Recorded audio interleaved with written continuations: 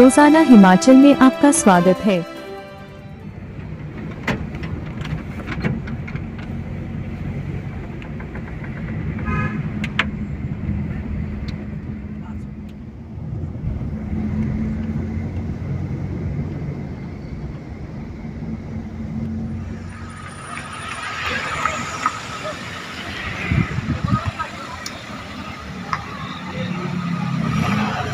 नमस्कार दोस्तों, आप देख रहे हैं इस वक्त रोज़ाना हिमाचल। और रोज़ाना हिमाचल आज आपको एक नई तकनीक के बारे में रूबरू करवाने जा रहा है। हमारे साथ यहाँ एक सॉफ्टवेयर इंजीनियर है। आइए उनसे जानते हैं कि इन्होंने ये जो एक नया व्हीकल है, इसको क्या बोलते हैं सर? इसको इलेक्ट्रिक यूनिसाइकिल। इलेक्ट्रिक यूनिसाइकिल। ओके सर, क्या नाम है आपका? मेरा नाम राजांशु उज्ज्वल है। मुझे सनी के नाम से बुलाते हैं लोग यहाँ। ठीक है, मेरा निकनेम सनी है। ठीक है। पेशे से क्या करते हैं आप? मैं एक सॉफ्टवेयर इंजीनियर हूँ। अभी मैं एक कंपनी के टेक्नोलॉजी हेड के पोजीशन पे तैनात हूँ। ठीक है। जो कि अमेरिका बेस्ड कंपनी है। और हम लोग ब्लॉकचेन टेक्नोलॉजी पे काम करते हैं। यहाँ किस सिलसिले में आए आप? मेरा काम है लोगों को योगा सिखाना, प्रोग्रामिंग सिखाना, जो तकनीक आगे 10 साल बाद आने वाली है उस पर एक्सपेरिमेंट कराना। इसके पहले मैं बेंगलोर के पास खेत लेकर और वहाँ पे लोगों को काफ़ी ये सब चीज़ सिखाता था। ठीक है। 5-6 साल रहने के बावजूद जब यहाँ के लोग कुछ यहाँ से स्टूडेंट गए थे, उनके साथ मुझे लगा कि नहीं, ऊपर में हिमाचल में भी कुछ जगह ऐसी है जहाँ पे कुछ करना चाहिए। तो मैं 5-6 सालों बाद वहाँ से यहाँ आ गया। जरा हमें ये बताइए, ये क्या भला है?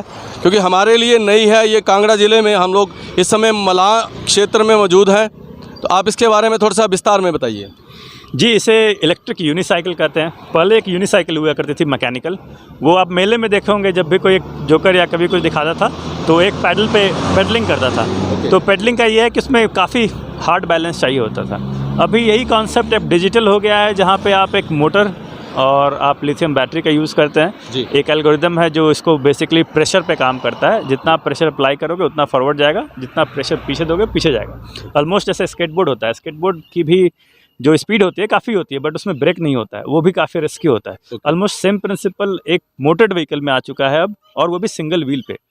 ना ये एक ऐसा यंत्र हो गया है कि आप इसको लेकर 30 किलोमीटर, 50 किलोमीटर, 100 किलोमीटर, 200 किलोमीटर तक जा सकते हो। और इसकी जो स्पीड होती है वो कम से कम 20 किलोमीटर पर आवर पे लॉक होती है।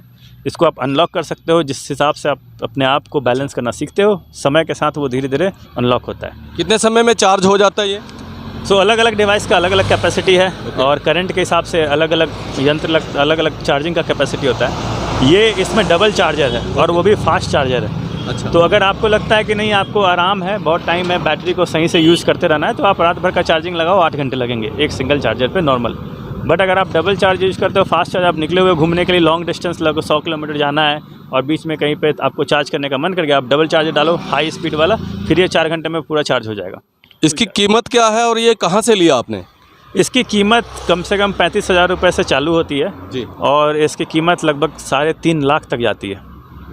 जो 30,000 वाली मॉडल होती है वो कम से कम 20 किलोमीटर के रेंज तक ही चलती है और उसकी स्पीड 20 किलोमीटर पर आवर की स्पीड से ही चलती है। जब ये जैसे है, ये 150 किलोमीटर की यूनिसाइकिल, इसका रेंज 150 किलोमीटर है।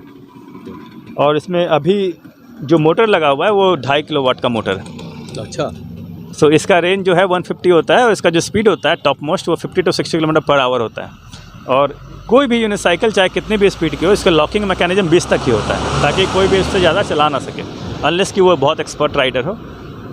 तो ये भी इसकी कंडीशन है। इसमें बेसिकली लाइट्स होते हैं, तो आप देखोगे कि लाइट में ग्लो करती है लाइट आगे से पीछे, एटमॉस्फेरिक है ये।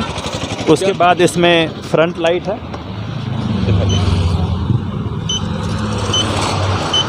जो कि रात को ऑटोमेटिकली सेंस पे डिटेक्ट करके एक्टिवेट हो जाती है।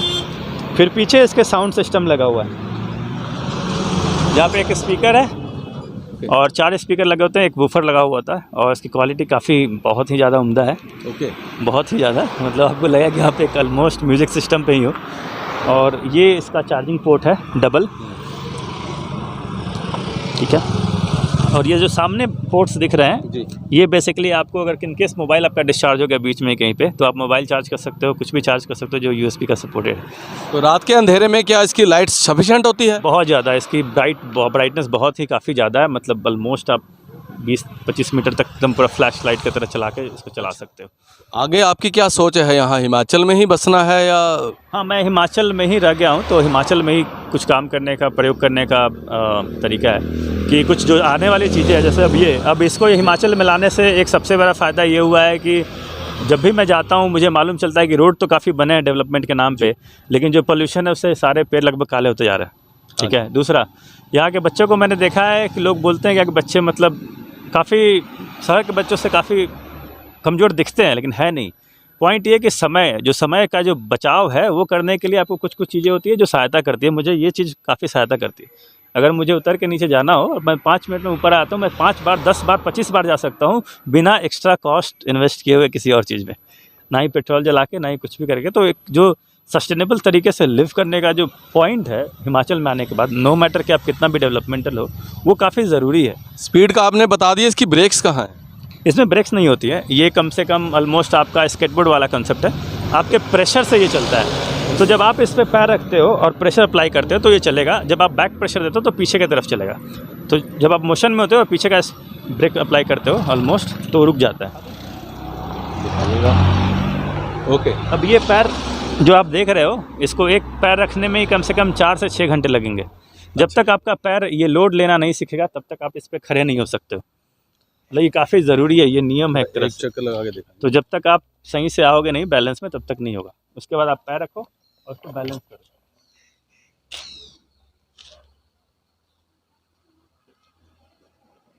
आपका बैलेंस काफ़ी अच्छा है तो आप बैठ भी सकते हो। कितना समय लगा आपको ये इसकी ड्राइविंग सीखने में? मुझे कम से कम 3 दिन लगा था। अच्छा। और वो काफ़ी बेसिक मॉडल था, हल्का था, लाइट वेट था, बहुत पुराना, लगभग ऑलमोस्ट 2014 का मॉडल था वो।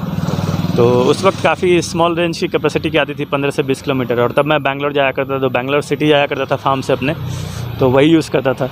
वहाँ भी लोग काफ़ी एक्साइटेड थे, बट वो ऑलमोस्ट आज से 8 साल पहले की बात है। अब काफ़ी चीज़ चेंज हुई है लिथियम इंडस्ट्री में, मोटर व्हीकल इंडस्ट्री में, चिप के इंडस्ट्री में बहुत आगे जा रही तकनीक। बट अपने देश में अभी भी ऐसा है कि हम लोग काफ़ी पीछे हैं इस चीज़ों को समझने में। हमारा जो मोटर व्हीकल का जो लॉ है या फिर बैटरी है, ये अभी भी आगे नहीं बढ़ पाया है इंडस्ट्री बहुत हेविली। मोटर व्हीकल की बात की आपको, तो मैं ये आपसे ये जानना चाहता हूँ कि क्या इसके लिए विशेष लाइसेंस की ज़रूरत है या नहीं? जी नहीं, इसका कोई लाइसेंस का नहीं है। अभी तक जो भी हम लोग फॉर्म डालते हैं व्हीकल बनाने के बाद गवर्नमेंट को, उनके लॉ में ऑलमोस्ट जो तरीका है वो है कि आपको व्हीलर पे साइन करना होता है कितने व्हीलर का मतलब ये व्हीकल आप लॉन्च कर रहे हो। और वो जो फॉर्म हम अप्लाई करेंगे उसमें स्टार्टिंग 2 व्हीलर से ही होता है, उसमें 1 व्हील का ऑप्शन नहीं है। तो it's not against the law. आप यूनिसाइकिल लेके चल रहे हो जो कि एक मोटराइज्ड व्हीकल है, और उसको लेकर जब आप रोड पे जाते हो, it has to be you कि आपको उतना आना चाहिए। दूसरा ये कि ये मार्केट में अवेलेबल नहीं है। अच्छा। ये मार्केट में अवेलेबल नहीं है। मैंने इसका पार्ट्स कभी कभी मिला के अपना असेंबल किया है, और ये मैं पर्सनली अपने लिए यूज़ करता हूँ, किसी को बेचने के लिए नहीं। तो अभी तक इसका कमर्शियलाइजेशन एंगल नहीं है इंडिया में। ठीक है। फ़िलहाल क्या इंडिया में कहीं मिलता ही नहीं है? नहीं, अभी नहीं मिलता है। तो आपने असेंबल किया तो आप क्या विदेश गए थे इसको नहीं, सीखने तो के लिए? मैं इसको बेसिकली इंपोर्ट्स करता हूँ पार्ट। ओके। और अलग अलग पार्ट्स जब आ जाते हैं, बैटरीज आ जाती है। अभी तो मैं बैटरी यहीं पे बनवाना शुरू कर दिया हूँ। जैसे मेरे पास जो पुराने हिस्से थे उसमें से बहुत सारे का बैटरी जा चुका है जो पुराने मॉडल थे, तो उसका बैटरी अब यहाँ बनना शुरू हुआ। क्योंकि अभी हाल फिलहाल 2-3 साल पहले लिथियम का इंडस्ट्री चालू हो गया, तो मुझे सेल्स मिल जाते हैं बैंगलोर में। तो बैटरी को एक चिप बोर्ड पे डाल के बैटरी पैक बनाते हैं, और बैटरी पैक को लीगली इंडिया में लाना मुश्किल होता है, बिकॉज वो आपको पहले से रजिस्ट्रेशन कराना पड़ेगा। अभी कितने असेंबल कर लिया आपने ये यूनिसाइकिल? अभी तक हम लोगों ने 300-400 पीसेस के आसपास किए थे, जिसमें से फ़िलहाल 50 या 60 ही एक्टिव हो गए, बाकी सब टूट गए होंगे। अच्छा। वो 50-60 आज की डेट में कहाँ कहाँ यूज़ तो अलग अलग है। जैसे एक दिल्ली में JNU में यूज़ होता है। मेरे स्कूल के दोस्त हैं, हम लोग सैनिक स्कूल से बिलोंग करते हैं, तो सैनिक स्कूल के जो लोग हैं वो सब चलाते हैं। एक सैनिक स्कूल का है जो गुवाहाटी में है, एक बेंगलोर में, देन कैलकाटा में, उसके बाद मतलब देश के विभिन्न भागों में एटलीस्ट 1 से 2 ज़रूर है पीस रखा हुआ। लेकिन वो लोग बहुत ऐसे हैं कि वो लोग नॉर्मल अपने लिए चलाते हैं, पर्सनल यूज़ के लिए। वो लोग ज़्यादा रोड पे नहीं जाते, बिकॉज उनका एक्सपीरियंस उसमें नहीं है कि वो रोड पे जा सकें। आपने ये खुद असेंबल किया है, तो स्टार्टअप के तहत क्या किसी कंपनी ने आप चाहा कि आप हमारे लिए असेंबल करो, हम अपना लेवल लगाएंगे इस पे? हाँ, बहुत सारी कंपनी ने रीच आउट किया है, बट टेक्निकलिटी ऐसा है कि अभी भी इसको बूम होने में समय लगेगा। हम लोग लगभग पिछले 10 सालों के आसपास ट्राई तो किया है, काफ़ी लोगों को समझ में आया। हम लोगों ने ट्राई भी किया अपना खुद का यूनिसाइकिल बनाने के लिए, सक्सेसफुल रहा, बट वो था कि वो काफ़ी चीपर था, उसकी प्लास्टिक क्वालिटी काफ़ी चीप थी। उसका रेंज भी लगभग ठीक ही था 15-20, बट वो कभी कमर्शलाइज़ कर नहीं पाए हम लोग, इसलिए बीच में ही आइडिया ड्रॉप कर दिया। फिलहाल मेरे पर्सनल यूज़ के लिए मैं इसको यूज़ करता हूँ। अभी कहाँ गए थे आप? मैं घूमने के लिए निकलता हूँ हर दिन शाम को। तो मेरी एक कम्युनिटी है, Himalayan community, the Himalayan community, जो मैं यहाँ रखकर से ही चलाता हूँ। उस पर बेसिकली हम इन्वायरमेंट, कल्चर और प्रोग्रेस के बारे में बेसिकली साझा करने की कोशिश करते हैं। फ़िलहाल अभी तो जो विभिन्न जगह है यहाँ, जो नेचुरल जगह है, उनको कैप्चर करता हूँ, उस पर डालता हूँ, जो कि सिर्फ इसी पे शॉट किया जाता है घूमते हुए। और उस पर यूनिसाइकिल की भी वीडियोज़ आते रहती हैं, ताकि लोग समझ पाए कि कुछ होता है हिमाचल में ऐसा, जो कि एक पहाड़ी इलाकों में भी आप एक ऐसे व्हीकल से जा रहे हो जो ऑलमोस्ट पोल्यूशन नहीं फैलाए। तो वो काफ़ी रिवीलिंग है, काफ़ी अच्छा लगता है उससे। मैं अभी रक्कर से लेके निकला हूँ गोपालपुर होते हुए नगरी के तरफ। नगरी से फिर मैं अंदर के रास्ते से परौर निकला था, और परौर से जाते हुए आप लोग मिल गए। इसमें रिस्क कितने % रहता है? इसमें रिस्क आदमी के ऊपर। अगर आदमी कंफर्टेबल नहीं हो तो उसे चलाना ही नहीं चाहिए। सबसे पहला, जब तक वो ट्रेनिंग कंप्लीट नहीं हो जाए तब तक वो नहीं जा सकता है। ऑलमोस्ट एक तरह से जैसे आपके पास लाइसेंस हो गया, दैट डजंट मीन कि आप एक्सीडेंट में नहीं डूबोगे। ये बात, जिसके पास लाइसेंस नहीं है, ज़रूरी नहीं कि मतलब वो हिट हो ही। तो वही है, गेम 50-50% का ही होता है। और हर एक्सीडेंट में आदमी से ज़्यादा पीछे वाले और आगे वाले का भी देन होता है। जहाँ पे कोई आपको हिट करना चाहे तो नो मैटर कि आप कितने अच्छे ड्राइवर हो, कोई आपको हिट कर सकता है। वो सिर्फ सारे कंडीशन में मतलब अप्लाई होता है, चाहे वो यूनिसाइकिल हो या फिर आपका 16 व्हीलर का कोई भी व्हीकल। जैसा कि हम देख पा रहे थे, आपने सिर्फ इस पे पैर रखे थे और पैरों से ही बैलेंस था, हाथ में पकड़ने की ना कोई हैंडल था, स्टीयरिंग कुछ भी नहीं था जी। तो ये कैसे पॉसिबल है? तो ये पॉसिबल है आपके बैलेंस पे। जैसे कि मैं फिर से दिखा देता हूँ कि इसको बैलेंस करने के लिए जो आपको स्टैमिना चाहिए या फिर जो प्रैक्टिस चाहिए, वो आपके लेग से शुरू होती है। अगर आप काफ़ी सतर्क हो, आपका माइंड बहुत फोकस्ड है और काफ़ी अटेंटिव हो, तो आप एक पैर से इसको चला सकते हो। आपको दूसरे पैर का ज़रूरत नहीं पड़ता है। अगर जैसे मैंने ये एक पैर पे ये लोड ले लिया इस व्हीकल पे, और मैं आगे जाना चाहता हूँ, तो मुझे बस बैलेंस करना होता है और चलना होता है। ये देखो, अब इस पे आपको जो करना है आप कर सकते हो। आप देख रहे हो कि जो बैलेंस है वो इंसान के थ्रू आता है। क्या आपको यहाँ किसी से परमिशन लिया प्रशासन से आपने कि इन यातायात नियमों का आप उल्लंघन कर रहे हैं या नहीं कर रहे हैं? नहीं, इसमें उल्लंघन की बात नहीं है। हम लोग यहाँ रक्कर में ही कम से कम बहुत समय से यूनिसाइकिल चला रहे हैं। ऑलमोस्ट 5 साल से ऊपर हो गए। जो पुलिस लोग देखें या उनको भी मालूम है इसके बारे में, काफ़ी लोगों से मुलाकातें होती रहती हैं, पुलिस लोगों से भी मुलाकातें होती हैं, उन्हें भी इंटरेस्टिंग लगता है कि ये क्या है। तो ऐसा उल्लंघन कुछ नहीं है, बिकॉज ये यूनिसाइकिल है, और जैसे बाईसाइकिल होता है, यूनिसाइकिल होता है, ये सब पे अभी रूल नहीं है। ठीक है। हाँ, तो इसमें उल्लंघन का अभी कोई बात नहीं है उस पर, जब तक ये लीगलाइज होगा और जब तक ये कमर्शलाइज होगा। कभी भी लीगल तब होना चाहिए जब वो कमर्शियल होता है। अभी कमर्शियल स्केल पे गया नहीं है, तो लीगल की बात अभी नहीं आती। लोगों के लिए क्या मैसेज देना चाहते हैं आप कि ये उनके लिए कैसे फ़ायदेमंद रहेगा, या इसका प्रयोग करना चाहिए या नहीं करना चाहिए? तो ये प्योरली डिपेंड करता है कि लोगों को यूज़ करना है कि नहीं, उनके ऊपर है। जैसे रिक्वायरमेंट पे होती है। मैं एक ऐसा लड़का हूँ जो काफ़ी हद तक अपने लाइफ में अकेले ही बढ़ा हूँ आगे, राइट फ्रॉम मेरे चाइल्डहुड से, पढ़ाई के लिए, कॉलेज के लिए, अपने आप को ढूंढने के लिए। तो काफ़ी ऐसा हुआ जो घर से मैं 7 साल की उम्र से ही बाहर हूँ। ठीक है। कुछ लोग होते हैं जो काफ़ी फैमिली और पारिवारिक होते हैं, उनके लिए ज़रूरी है कि वो 2.5 लाख में ये खरीदे, उससे अच्छा है कि वो एक बाइक ले ले, क्योंकि घर के लिए काम पड़ता है। करेक्ट। और हर एक का यूज केस होता है अपना अपना। मतलब आप एक बच्चे को तुरंत ट्रक खरीद के नहीं दे सकते हो। तो एक पॉइंट ऐसा आएगा कि उसको कोई हाई कैपेसिटी का सामान चाहिए होगा। एक समय आप नॉर्मल मोबाइल चलाते हो, आप टच स्क्रीन चलाते हो, तो रेंज और टाइम और जो तरीका है ना, वो बदलता जाता है इवोल्यूशन के साथ, प्रोग्रेस के साथ। मैं करना चाहूँगा कि इसका यूज़ तब तक जब ये कमर्शियल मिलने लगे तो लोगों को यूज़ करना चाहिए। और क्योंकि यूज़ करने से फ़ायदा है कि आप पेट्रोल का पैसा बचाओगे, ठीक है, डीजल का पैसा बचाओगे। सबसे ज़्यादा इंपॉर्टेंट है, हिमाचल में आप अभी भी देख सकते हो कि कितना धूल पड़ा हुआ है यहाँ पेड़ पे। आप देख लो वहाँ पे कितना धूल पड़ा हुआ है। जी हाँ।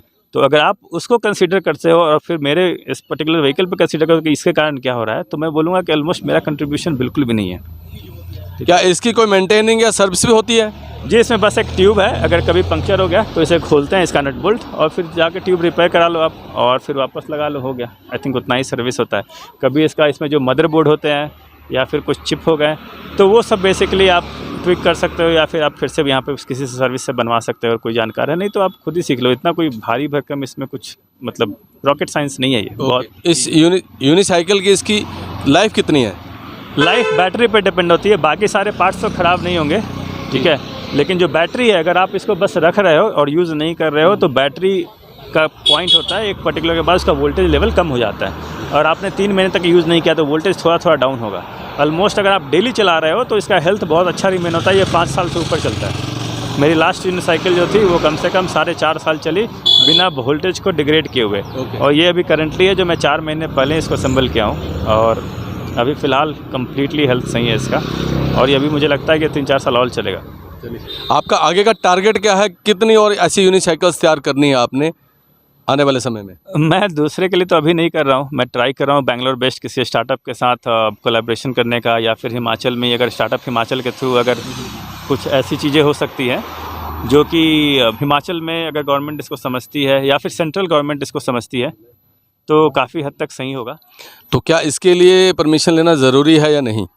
अब परमिशन के लिए है कि मैं एक बार जाके बात तो डायरेक्ट कर सकता हूँ या फिर वो मुझसे आके बात कर सकते हैं कि इसमें क्या है, बट ओवरऑल अगर देखा जाए तो यूनिसाइकिल इसको बोलते हैं, ठीक है। तो मैं पूछूंगा कि आपने बाईसाइकिल को परमिशन दी है क्या? अगर ये आप कहीं पे दिखाओगे किसी सेक्शन के अंदर में तो फिर इस पर भी आ जाएगा। नहीं, देखिए, अगर वो नहीं है आम आदमी के नज़रों में तो ये यातायात का नियम का जो उल्लंघन है, क्योंकि आप नेशनल हाईवे पे चल रहे हैं, ठीक है, आपने अपना ही रिस्क लिया हुआ है, लेकिन इससे कोई जान माल का नुकसान होता है तो इसके लिए दोषी कौन रहेगा? देखिए, इससे जान माल का नुकसान बिल्कुल नहीं है। पहला, वो तो हर गाड़ी से है, आप लीगली करो या इलीगली करो, जान माल का रिस्क तो सब चीज़ से है। इसमें अभी ऐसा कुछ है नहीं, क्योंकि मैं अपने पर्टिकुलर पर्सनल रीजन्स के साथ चला रहा हूँ, तो इसका सारा दायित्व मेरे ऊपर है, किसी और इंसान का नहीं है। अगर इस कंडीशन में और इस टाइम पे अगर पूछा जाए तो अकेला मैं ही जिम्मेदार हूँ अपने काम के। नहीं, ठीक है सर, धन्यवाद जी। हर पल नई खबर जानने के लिए जुड़े रहें रोजाना हिमाचल के साथ।